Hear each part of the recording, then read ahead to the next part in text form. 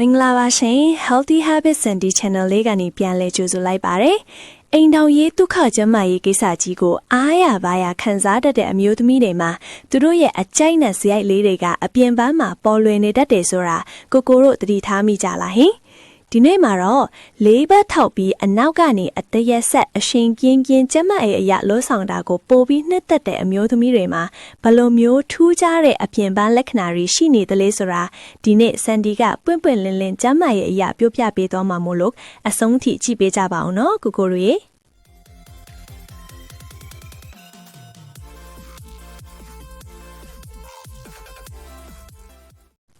တကယ်တော့အမျိုးသမီးတယောက်ရဲ့အကြိုက်ဟာသူမရဲ့စရိတ်နဲ့ခန္ဓာကိုယ်တီဆော့ပုံပေါ်မှာအများကြီးမူတည်နေပါတယ်။ပထမဦးဆုံးလက္ခဏာက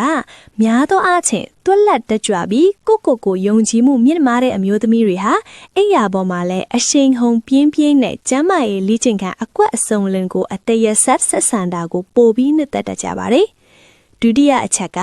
ခန္ဓာကိုယ်တိဆော့ပုံအရာတင်ပါဆောင်ကြွတ်သားတွေတောင့်တင်းခိုင်မာတဲ့အမျိုးသမီးတွေဟာလေ့ကျင့်ရပြင်းထန်တဲ့ပွတ်တိုက်ဖူတန်းကိုပိုပြီးခံနိုင်ရရှိသလိုအဲ့ဒီလိုအရှိန်ပြင်းလေ့ကျင့်လွတ်ဆောင်မှုကိုလည်းပိုပြီးခန်းစားချက်ထိမိတတ်ကြတာကြောင့်လေးပတ်ပုံစံလေ့ကျင့်ခန်းကပိုကျန်းမာစေပါတယ်ရှင်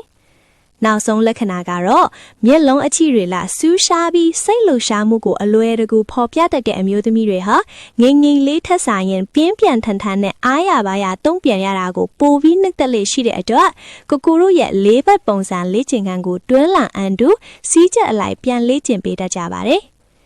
ကိုတို့ရောကိုယ့်ရဲ့အဖော်စီကနေဘလူမျိုးအားရပါရတုံ့ပြန်မှုတွေကိုပိုပြီးနှစ်သက်မိလဲဟင်အိမ်တောင်ရေးဒုက္ခဆိုတာနှစ်ယောက်ကြားကစီးကြံညီမှပိုပြီးပြည့်စုံတာပါဗီဒီယိုလေးကိုသဘောကျရင် like and subscribe လုပ်ဖို့မမိနဲ့အောင်နော်ကိုတို့ရေအားလုံးကိုအញ្ញမ်းချစ်ပါတယ်နောက်ဗီဒီယိုမှာကြင်တွေ့ကြမယ်နော်ကိုတို့ရေ